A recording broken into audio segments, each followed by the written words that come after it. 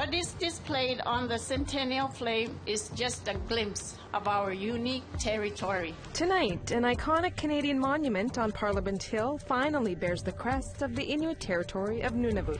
This whole boondoggle, this whole fiasco is about poor governance, poor practice of democracy. Concerned citizens speak out about the Muskrat Falls Inquiry. Good evening, I'm Dennis Ward. And I'm Juanita Tautungi. Cannabis legalization has some First Nations in Quebec eyeing a potential financial windfall, while others are expressing concern over health and social problems recreational marijuana could bring. And time is running out for everyone to decide how legalization is going to work in the province and their territories. Tom Fenario has the story.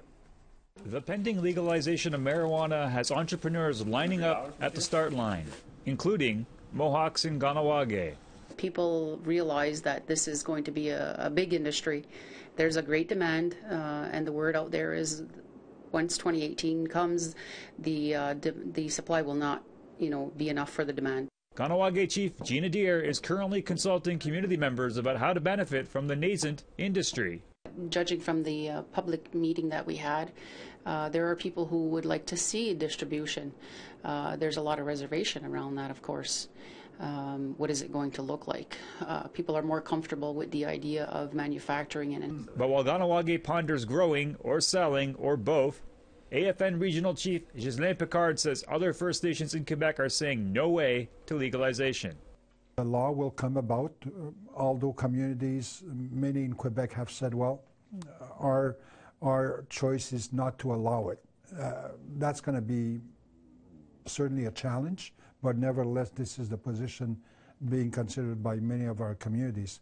Picard says some First Nations that are struggling with health and social issues feel they will only be exasperated by cannabis legalization, while others say that Indigenous police forces are ill-equipped to handle an increase in crimes like driving while high. Regardless of whether a First Nation is for or against legalization, Picard says Quebec better prepare itself to respect their sovereignty.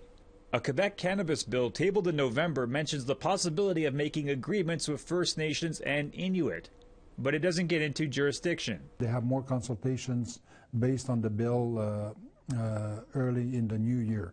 So we certainly intend to make our voice heard on the issue, and then the issue of jurisdiction will need to be addressed, definitely. As a community with a lot of experience in the tobacco trade, Kahnawake isn't too concerned with what Quebec says they can and can't do. Still, the Mohawk Council says they hope to keep it civil. There hasn't been very much consultation with First Nations. We feel it's important that, they reach out to the communities. Quebec and the First Nations in the province have until July 1st to figure it out. Tom Fenario, APTN National News, Kahnawake, Mohawk Territory. The Minister of Crown Indigenous Relations addressed the Senate Committee on Energy, Environment and Natural Resources on Tuesday. Bill C-17 would amend the Yukon Environment and Socio-Economic Assessment Act. Minister Bennett encouraged the committee to pass the bill. She said changes put forward in the previous government's Bill S-6 were brought in without consultation with the First Nations who originally negotiated the act. It resulted in a pending lawsuit which could have had long-lasting negative impacts for the resource sector in Yukon. Passing C-17 is an important show of good faith and is the first step in moving ahead with these important discussions. The Champagne and Ajax First Nation, Little Salmon Carmacks First Nation, and Teslin Tlingit Council have also been clear that passing this bill is a prerequisite to abandoning their litigation. Special guests were on Parliament Hill today for an unveiling. Symbols of Nunavut can now be seen in the circle of the Centennial flame in Ottawa. Annette Francis has more. In spite of the freezing temperatures, the ceremony began with prayer, song, and dance. Prime Minister Trudeau delivered the opening remarks for the historic event. A little more than 50 years ago, Lester B. Pearson stood in this spot and spoke to the lighting of this Centennial flame. The occasion was a grand one, kicking off Canada's Centennial celebrations, our 100th birthday. The territory of Nunavut was created in 1999, making it the third territory in Canada.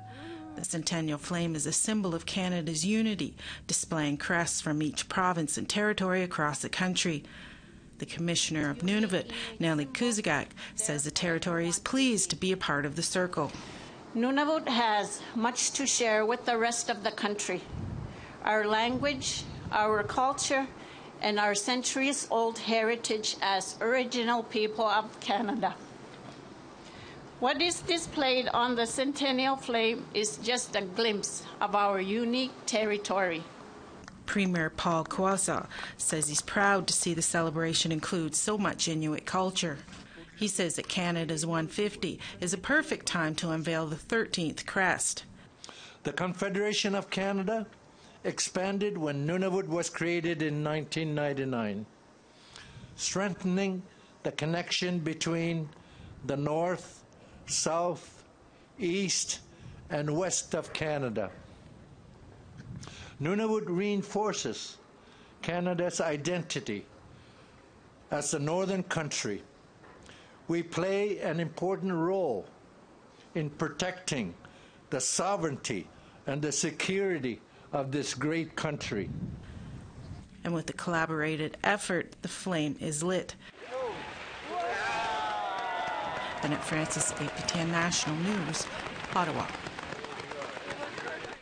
A First Nations woman has come forward with startling allegations of medical malpractice. She alleges that 40 years ago, doctors from a Saskatchewan Health Region hospital performed an unconsented emergency procedure on her when she was 6 months pregnant, which resulted in the loss of her baby and left her partially sterilized at the age of 15. Doctors never told her what happened to the baby. The woman came forward following news of coerced sterilizations of other First Nations women in the province. APTN's Larissa Burnoff has more. Morningstar Mercredi says it's taken her nearly 40 years to come to grips with the emotional and physical trauma she alleges occurred in the care of a Saskatchewan hospital.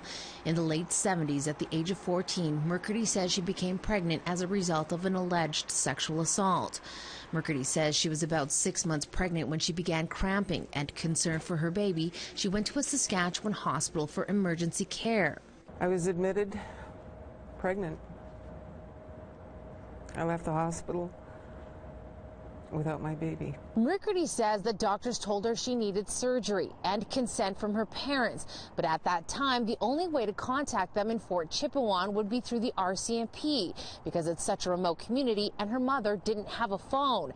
She says they were never contacted, but the emergency surgery went ahead anyway. Whatever the procedure was, it was never described to me. When the procedure and the surgery was done, all the doctor told me was my chances of becoming pregnant would be less than that of the average woman. And what he failed to tell me was that he removed my left ovary and my fallopian tube. Mercredi did have a successful birth 2 years later. However, shortly after, a third pregnancy nearly killed her. And that was a fallopian pregnancy. And I basically flatlined. Obviously was revived and I lost my baby. So that by the time I was 20 years old, I couldn't have children. And I'd lost 2 babies. That's when Mercredi says she was told that she was partially sterilized. She didn't know the extent of the damage to her reproductive organs until she consulted a fertility specialist years later. In his medical opinion, and I quote, "I don't know what happened to you. You were young. I gather that by the scar tissue." He said, medically, as a doctor, my professional opinion, there was absolutely no medical reason for you to have the internal scar tissue that you have, or for you to have the incision that you have. you were butchered. Mercredi says she heard news of First Nations women who say they were victims of coerced sterilizations in Saskatoon. In July of this year, after a 6-month internal investigation, the health region apologized for the past coercion of Indigenous women to undergo surgical sterilization. Some of those women have launched a lawsuit seeking damages. When I heard about other women coming forward about being sterilized, it gave me the courage to begin to talk about it. Wanting answers, Mercredi says she was told by the health region that medical records are destroyed after 10 years, and any record of her procedures were destroyed decades ago. I don't know what they did to my baby when I was 15. I know I did not consent for an abortion. And the truth is, I'll never know what happened. She says she hopes her story encourages other women and girls to come forward. Larissa Burnoff, APTN National News, Saskatoon. A high-stakes case was before the courts in St. John's today. And 2 new senators were sworn in this afternoon. The stories and more coming up after the break.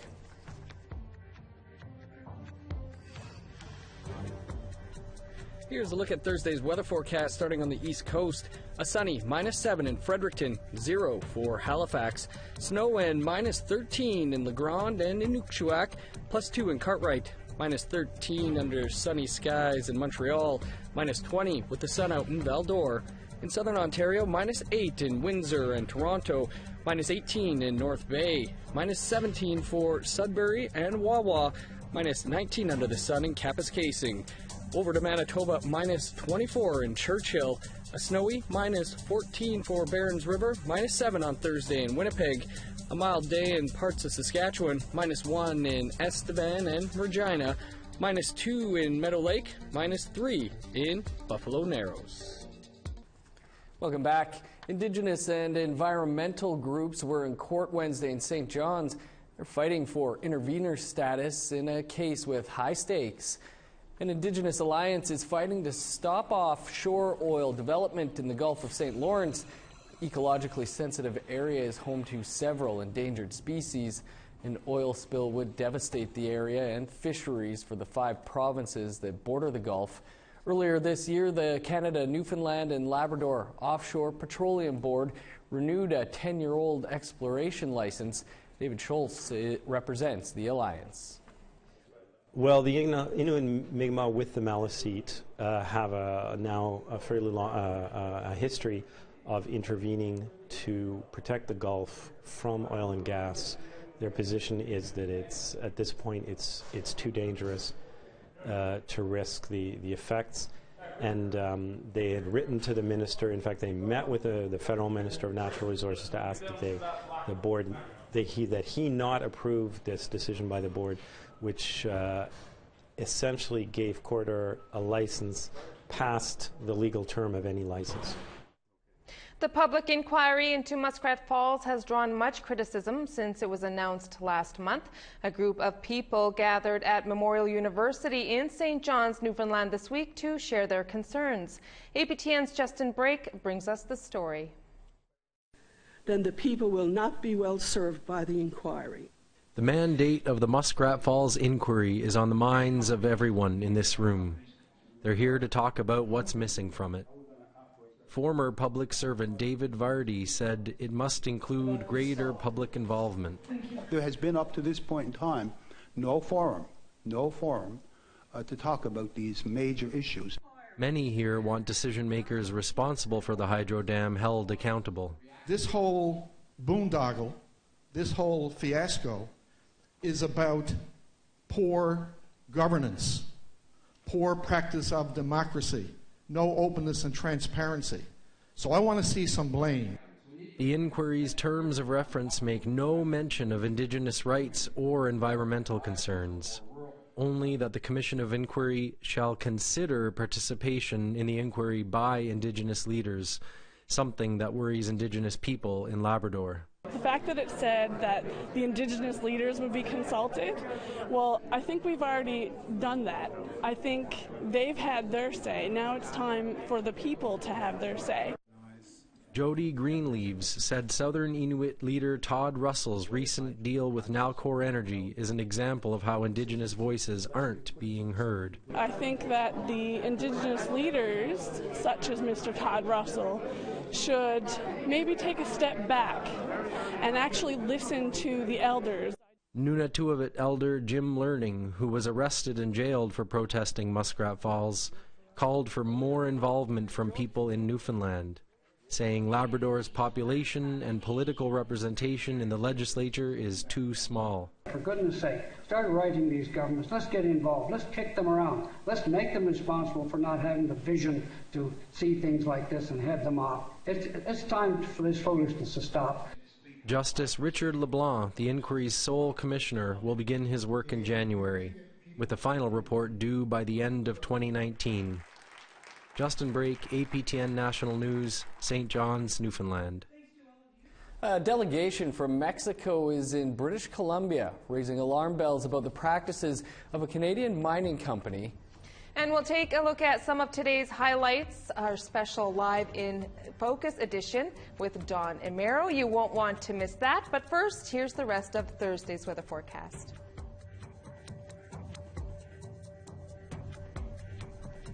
+5 in Grand Prairie, +1 for Peace River.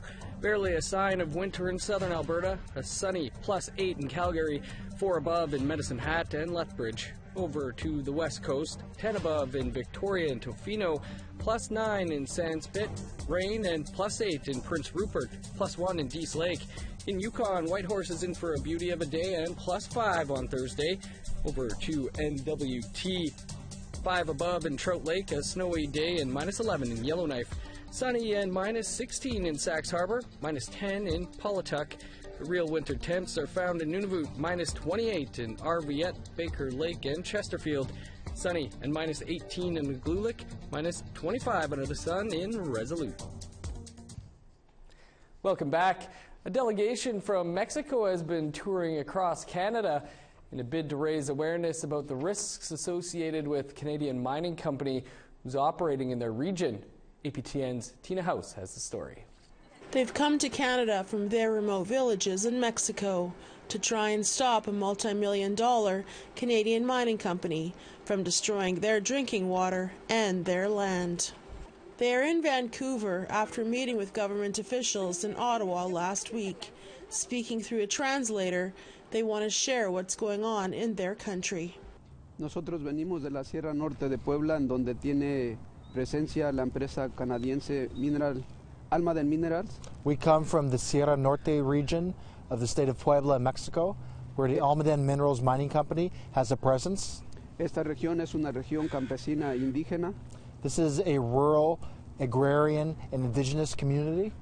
Y el 50% del territorio de esta región indígena está dedicada o concesionada a los proyectos mineros, hidroeléctricos y de extracción de hidrocarburos con fracking. 50% of our indigenous territory is already concessioned for mining interests, hydroelectric dams, and fracking projects. And this is what's at stake. The area in question is 4.5 hours from Mexico City, and the Ixtaca mining project would be located right at the headwaters of the Apulco River Basin. With healthy drinking water so scarce, they are worried. Almeida Minerals has uncovered a multi-million-ounce deposit of gold and silver in the area. With many reported human rights violation claims about foreign mining companies operating in South America, Grand Chief Stuart Phillips says he's not surprised. What's absolutely outrageous is the companies and the corporations responsible for the violations of the rights of the indigenous peoples in Central and South America are Canadian companies that are down there inflicting this grievous harm on the indigenous peoples and citizens of these countries. Together with 3 different civil society organizations, the residents have launched a human rights impact assessment on the project. They claim the company has told Mexican officials that they will only be using rainwater for their operations. However, the study uncovered that no other mining operation of this scale has ever been successful at only utilizing rainwater, and the annual rainfall for that region is only 600 millimeters per year. The main reason we're here in Canada is the demand of the Canadian government that it take its co-responsibility for the human rights violations that are occurring outside of the country, as well as Mexico and countries around the world, for the practices of Canadian mining companies. So far, Almeida Minerals has not commented on the Mexican delegation's claims and did not return our call by the time this story went to air. Tina House, APTN National News, Vancouver. On today's In Focus, we were joined by award-winning musical guest Don Amero. He shared a few of his favorite Christmas songs and what he has coming up in the future, and just how much it means to him to make music for his fans. Here's a little of what he had to say. You know, the highest honor for me has come in my career when people have written me stories about a song that's, you know, hit them in a certain way, or, you know, a story that I've shared. You know, sometimes the hard parts of my story that I share really resonate with people and let them know that they're not alone in the troubles that they're going through. And so those stories from them are kind of the highlights of my career. I think for me, my vision when I first started this, and here's the thing I would offer to any young, you know, entrepreneurs, you know, if you're going to get in business, or particularly for me, it was music, obviously. I had to create a mission, a vision statement for what I wanted to do. And my mission was to write music that would encourage and inspire people to do good things for themselves and the world around them. And so every time I write a song, I think, is this going to help somebody in their life? And is this mean something to me? Because if it means something to me, that's the sort of the ground level. And then you put it out there, and the song's no longer yours anymore. It belongs to other people. And so my hope has always been, how can I just help people with music? And that's just helped me sort of stay connected, because I don't want to write a song just because I think this is going to be a hit song. I want to write a song because I've got a great story that connects to the song. So and hopefully will connect others to the song as well. Mm-hmm. Leading up to this next album, and so we're gearing towards that. I've got the songs are more country flavored than I've ever done yet. I've always tiptoed the line of country music, and I just felt like it was. Every time you put music out there, you want to try to make the biggest splash you possibly can, and I don't feel like I'm putting anything on when I say that I'm out there, you know, working on the country music scene, that I'm trying to fool anybody. I really feel like I come by it honestly, and but at the same time, I'm not a cowboy hat wearing, you know, I'm a city guy that grew up here in Winnipeg. That I just want to write songs that hopefully will resonate with other people, and this is what's coming out of me now, is sort of this country sound stronger than ever. So. Well, it was a great episode that also featured some breaking news in it as well. Juanita, you announced that it was your final episode of In Focus, and this is our final newscast together here as well.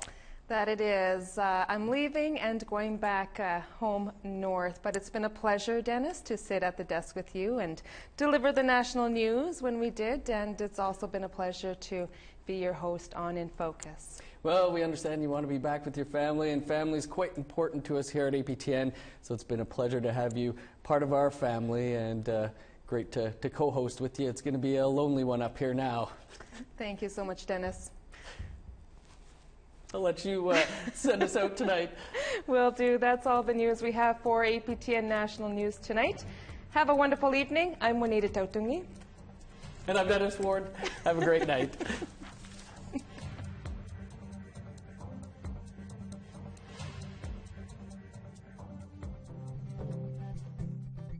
Sad.